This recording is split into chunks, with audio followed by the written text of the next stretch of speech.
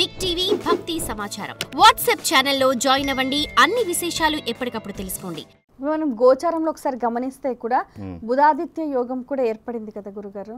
అది ఎప్పుడు ఏర్పడుతుంటే దగ్గర ఎప్పుడు బుధుడికి రవికి దగ్గరే ఉంటుంటాయి. ఎప్పుడు దగ్గర అయితే ఆ బుధాదిత్య యోగాలు ప్రత్యేకంగా ఏర్పడే లక్షణాలు కన్యా మిథున రాశి సింహరాశిలో ఉన్నప్పుడు ఒక తీరుగా ఉంటుంది. అవి సహజంగా ఉండేటివి. అయితే ఒక్కొక్కసారి ఈ అస్తమయాలు ఉదయాలు, బుధుడు అస్తమయం బుధోదయం, శుక్రుని అస్తమయం శుక్రుని ఉదయం. అయితే ఇవన్నీ మౌఢ్యాలు. ఏది అస్తమిస్తే ఆ గ్రహాన్ని మౌఢ్యం కింద తీసుకోవాలి. కానీ ప్రకాశితంగా మనం గురు శుక్రుల్ని తీసుకుంటాం. అయితే దీంట్లో విశేషంగా ఏంటంటే ఈ అస్తమయాలు ఇవి తర్వాత మనం ఇంకోటి చెప్పుకోవాల్సింది ఏంటంటే మనకి సరిగ్గా పూర్వభాద్రలోనే చంద్రగ్రహణం పడుతున్నది భాద్రపద మాసంలో. మరి ఈ భాద్రపద మాసం వరకు ఈ పితృపక్షాల వరకు ఈ ఉత్తరాయణం అంతా ఒక తీరుగా, ఆ తర్వాత దక్షిణాయనం అంతా ఒక తీరుగా. అయితే మనకు ఇంకొక సూత్రం ఏముందంటే శుభగ్రహాలు ఎప్పుడు కూడా శుక్లపక్షమందు సంక్రమణం కావాలి. సంక్రమణం అంటే ఒక రాశి నుంచి ఒక రాశిలోకి వెళ్ళాలి. ఏది శుభగ్రహాలని శుభగ్రహాలు శుక్లపక్షంలో ఒక రాశి నుంచి ఒక రాశికి మారితే మంచి ఫలితాలు. అశుభగ్రహాలు కృష్ణపక్షమందు బయలుదేరాలి. ఇట్లా అని కూడా ఒకటి అట్లా కూడా చెప్పారు. అయితే ఈ పక్షాలతో వచ్చినటువంటి ఫలితాలు కూడా ఒక్కొక్కసారి ఇబ్బంది చేస్తున్నాయి దానివల్ల. అయితే ఇబ్బంది అంటే ఏదో ఒకటి జరుగుతుంటుందమ్మా, మనం చెప్పేటట్లేదు. అయితే ఇప్పుడు మీరు ఎందుకంటే ఛత్రంచామర రాష్ట్ర సంగ్రహ కుతర్క క్రూర కార్యవాక్యాంత్యజాహ అన్నారు. మనకు రాహు కారకత్వాలు తీసుకున్నట్టయితే ఇప్పుడున్న వాతావరణాన్ని మొత్తం అందులో మనకు చూపిస్తుంది. ఇప్పుడు రాష్ట్ర సంగ్రహ అంటే ఇప్పుడు వాస్తవంగా భారతదేశము యుద్ధం చేస్తున్నది భూమిని ఏదో వ్యాపింపజేయాలని కాదు. వాస్తవంగా మనం జరిగిన సంఘటనకు ప్రతీకార చర్యగా. ఇంకా చేయవలసిన యుద్ధం ఏముంది? కాశ్మీర్ను తీసుకోవాలి అంటే రాజ్యాన్ని ఆక్రమించాలి. మరి వాళ్ళది నిరంతరం పోరాటమే. ఎందుకో అది మనకు అర్థం కాదు. అది మరి కాని పని కూడా చేస్తుంటారు అది వాళ్ళది. అట్లా ఇదంతా ఈ కుతంత్రాలు ఈ కుట్రలు ఇవన్నీ కూడా కొంత మనకు ఈ రాహు కారకత్వం, కుజకారకత్వం, కేతుకారకత్వంలో కొంత ఉంటుంది. ఆయన అంత దుర్మార్గుడు కాగానే చేస్తే అది ఎవరిని కాని రాకుండా చేస్తాడు. అట్లాగే శని కారకత్వాలలో కూడా మనకు శుభాశుభాలు సమానంగా ఉన్నాయమ్మా. శనిని కూడా పూర్తిగా మనం దుష్టుని కింద అనేటట్లేదు. ఆయన లేకపోతే కూడా కష్టమే. ఇప్పుడు వాస్తవంగా శని సేనాధిపతిగా ఉన్నాడు కాబట్టే అతి విచిత్రంగా అనుకున్న విజయం సాధించగలిగాడు. ఎక్కువ ప్రాణ నష్టాన్ని పెట్టలేదు. ఆస్తి నష్టాలు జరిగింది. నేటి యుద్ధంలో ప్రాణ నష్టాల కన్నా ఆస్తి నష్టాలు ఎక్కువగా జరుగుతున్నాయి. అప్పటి యుద్ధనీతికి ఇప్పటి యుద్ధనీతికి యుద్ధ రీతికి కూడా తేడా ఉంది. కాబట్టి గ్రహకారకత్వాలు కూడా మనం కొన్ని మార్పులు వాటిని అన్వయించుకోవాల్సిన అవసరం ఉంటుంది. గురుగారు, ఇప్పుడు మనం చూస్తే మే 14కి మనకు గురుగ్రహం అనేది మిథున రాశిలోకి మారుతుంది. ఈ నేపథ్యంలో ఏ రాశుల వారికి ఎటువంటి ప్రభావం ఉంటుంది? గురువు అని అంటే మనకి శుభాన్ని ఇచ్చేవాడు, కానీ ఇప్పుడు 3వ రాశిలోకి వెళ్ళటం వల్ల ఏవైనా ఇబ్బందులు కలిగిస్తాడా? శని ఆల్రెడీ మీనరాశిలోకి వెళ్ళిపోయాడు. ఇప్పుడు మారుతున్నది ప్రధానమైన గ్రహం గురువు. ఈ గురువు ఒక సంవత్సర కాలం మిథున రాశిలో ఉండాలి. ఆయన అతిచారంలో ఉంటున్నాడు. అతిచారం అంటే ఉండవలసిన సమయానికన్నా ఎక్కువ అటు ఇటు అయ్యి కొంతకాలం కర్కాటకంలోకి వచ్చి మళ్ళీ తిరిగి మిథునంలోకి వచ్చి మిథునంలోకి ఈ సంవత్సరం పూర్తి చేసుకొని ఆ తర్వాత మళ్ళీ కర్కాటకానికి వెళ్ళిపోతాడు. ఇది ఆయన పని. ఆయన ఇప్పుడు మృగశిర నక్షత్రంలో సంచారం చేస్తున్నాడు. ఆ తదుపరి జూలై ఆ ప్రాంతంలో ఆరుద్ర నక్షత్రంలోకి వస్తాడు, రాహు నక్షత్రంలోకి. ఈ రాహు నక్షత్రం తర్వాత ఆయన స్వనక్షత్రం పునర్వసు. ఏ గ్రహమైనా స్వనక్షత్రంలో కొంత మేలు చేస్తుంది. అది ఎట్లనే ఉండదు. స్వరాశి స్వనక్షత్రయ. అయితే ఇక్కడ కుజ నక్షత్రము రాహు నక్షత్రాలు. కుజ నక్షత్రం కన్నా కుజ నక్షత్రంలో యుద్ధాన్ని ప్రారంభించాడు. ఆయన వెళ్ళిపోయే ముందు ఆపాడు. మృగశిర నక్షత్రం వృషభ రాశిలో ఉన్నప్పుడు యుద్ధం ప్రారంభమైంది. అంటే యుద్ధ వాతావరణం జరిగింది. ఇప్పుడు యుద్ధాన్ని ఆపాడు. రేపు 15 నాడు మృగశిర నక్షత్రం 3వ పాదం మిథునంలోకి వెళ్ళిపోతున్నాడు. అయినా ఆయనకి ఇంకా మృగశిర నక్షత్రంతో సంబంధం ఉంది. అయితే ఇదే సందర్భంలో 14వ తేదీ గురువు మారడం, వెంబడే రవి సంక్రమణం ఏర్పడడం. అంటే రవి వృషభంలో కృత్తికా నక్షత్రం. రవి కృత్తిక, గురువు మృగశిర, ఆశ్లేషలు కుజుడు.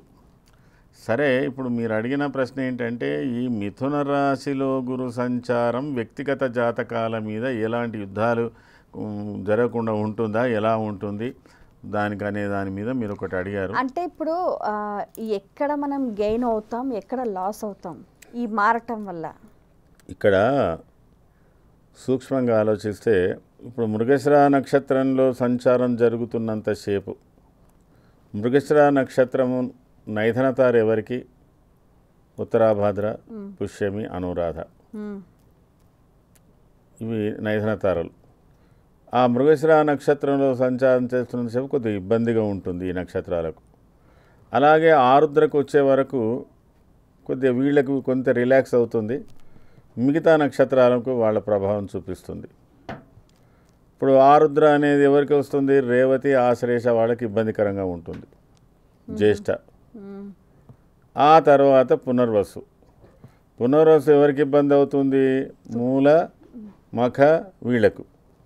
అంటే దీన్ని బట్టి అయితే మనము స్థూలంగా ఏంటంటే ఒక 1 year టెండెన్సీ ఎట్లా ఉంటుంది అని చెప్పుకోవాలి. దానికి ఈరోజు ఏమిటి, రేపు ఏమిటి అనేది కాకుండా ఒక సంవత్సర కాలం పాటు మేషాది ద్వాదశ రాశులు, ఈ మేషాది ద్వాదశ రాశులకు గురు సంచారం ఏం జరుగుతుంది, ఏం చేస్తుంది కొంత అంటే ఇవి నక్షత్ర సంచారాలు జరుగుతున్నప్పుడు దీంట్లో కొంత మూర్తి నిర్ణయాలను ఉంటాయి. స్వర్ణమూర్తి, రజితమూర్తి. అంటే దానివల్ల ఏంటంటే ఆ ఫలితాలలో తీవ్రతలు మొత్తం వ్యానిష్ కావు. స్వర్ణమూర్తి అంటే ఫుల్ రిజల్ట్స్ ఇస్తాడు, రజితమూర్తి కొద్దిగా తగ్గించి ఇస్తాడని చెప్పుకోవడం జరుగుతుంది. కానీ భావం ఏదైతే ఉందో ఆ భావానికి సంబంధించిన దాంట్లోనే ఆ మూర్తి ఫలితాలు వస్తాయి. అట్లా ఆ మూర్తి ఫలితాలు తీసుకున్నప్పుడు అయితే ఏమైందంటే కొన్నిటికి సహజంగా ఉన్న వాటికి మంచి అయ్యేదానికి కొంత అసహజంగా ఉంది అంటే కొంత శ్రమతో వాళ్ళకి మంచి ఫలితాలు వస్తాయని చెప్పాలి. ఉదాహరణకు మేషరాశి. మేషరాశి వారికి తృతీయ గురు సంచారము విరోధంచ శత్రుపీడాచ జ్ఞాతి ఆయాసో ధారపుత్రాదై మొత్తం మీద ఉద్యోగానికి సంబంధించినటువంటి విషయాల్లో కొన్ని మార్పులు ఉంటాయి. కొద్దిగా 3వ భావం మీద దాని యొక్క ప్రభావం ఎక్కువగా చూపిస్తుంది అని చెప్పడానికి వీలవుతుంది. ఏది గురు సంచారం మన మిథున రాశిలో. అట్లే వీళ్ళకు 12వ శని కూడా ఉన్నాడు. అవును, ఈ 12వ శని ఈ 3వ గురువు. మేషరాశి వాళ్ళు ఇప్పుడున్న ఈ సందర్భం నుంచి ఈ ఇయర్ ఎండింగ్ వరకు కూడా అతి సాహసమైన పనులు చేయలేని స్థితి, కొద్దిగా కాలానుగుణంగా సమయానుకూలంగా ప్రవర్తించవలసినటువంటి అవసరం ఉంటుంది. అడ్వెంచరిజం అనేది చేయకూడదు, చేయలేరు అని చెప్పడం మాత్రం జరుగుతుంది.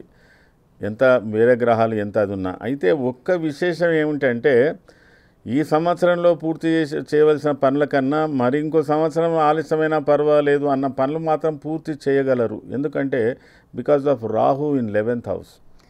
ఇప్పుడు నేను అదే అడగబోతున్నాను. ఇప్పుడు గురువు 3వ ఉన్నప్పటికీ కూడా రాహు లాభస్థానంలో ఉన్నప్పుడు వీరికి అదృష్టం కలిసి వచ్చే అవకాశాలు ఇక్కడ ఒకటి శని ఫిజికల్ ఎఫర్ట్, రాహు ఆల్సో కొంత ఫిజికల్ ఎఫర్ట్ అండ్ మోరల్ బూస్ట్కి సంబంధించింది. గురువు ఉన్నాడు, మొత్తం ఆలోచన క్రమం కదా. నీ ప్లాన్లన్నీ రాత్రంతా ఆలోచన చేసి పొద్దున్నే ఏం చేయలేకపోతే ఏం చేస్తావు? వాడు 3 ఆ పని చేస్తాడు నీకు. 24 గంటలు ఆలోచన చేయబడతాడు, మళ్ళీ ప్రారంభానికి వచ్చే వరకు మళ్ళీ మొదటికి చేయవచ్చు. అంటే ఇక్కడ గురు ప్రభావం వల్ల వాళ్లకు వాళ్ళ సాహసమైన పనులకు సరైనటువంటి ప్రోత్సాహాలు లభించవు. పరిసరాలలో కానీ ఇంటి సభ్యులతో కానీ ఏదైనా కానీ కొద్దిగా ఇబ్బందిగా ఉంటుంది. ఎక్కువ సంచారంతో ఉంటారు. అట్లాంటి విషయాలు దాంట్లో కనబడుతున్నాయి అన్నమాట. అది మేషరాశికి. అంటే కుటుంబ సభ్యుల నుంచి కాస్త చేయాలని ఉన్నా తనకు తానే దాన్ని కన్ఫర్మ్ చేసుకోలేడు. డిటర్మినేషన్ ల్యాకింగ్ అవుతుంది అక్కడ. అంటే దృఢ నిశ్చయాలు చేయడానికి కొద్దిగా ఇబ్బంది పడతాడు. ఇక ఇతరుల ప్రోత్సాహాలతో చేసే పనులే కానీ తనయి తానుగా సెల్ఫ్ మోటివేషన్ తక్కువగా ఉంటుంది. అంతవరకు గ్రహించాలి, అంతకన్నా చెడిపోయేం కాదు. తర్వాత ఇంకొకటి ఏంటంటే కుజ ప్రభావం ఎలా ఉంటుందంటారు ఇప్పుడు? ఈ కుజుడి ప్రభావం కన్యా రాశిలో కుజుడి ప్రభావం వచ్చినప్పుడు మాత్రం ఒక నెల పాటు నెల 15 రోజుల పాటు ఎవరు చెప్పినా వినకుండా చేసే పనులు చేస్తారు. కొంత సాహసమైన పనులు ఒక నెల రోజులు చేసే అవకాశాలు ఉంటాయి.